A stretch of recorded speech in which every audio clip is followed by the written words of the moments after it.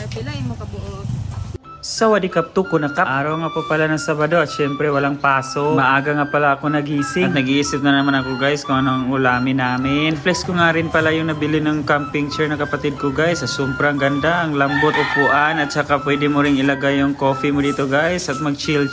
At kung balak nyong bumili nito guys, sobrang ganda. Nasa comment section ng link. At pumunta kami sa isa sa pinakamalapit na tindahan dito sa amin guys. At marami silang tinda dito. Available din pala dito sa tindahan nila guys. Ang iba't ibang klaseng gulay at saka kung gusto nyong bumili, pumunta lang kayo dito guys. Siyempre na-miss ko rin ang mga tinapay sa Pilipinas kaya bumili rin kami guys. Ayan ang iba't ibang klaseng tinapay guys na talaga namang napakasarap. Nagbila na ma'am.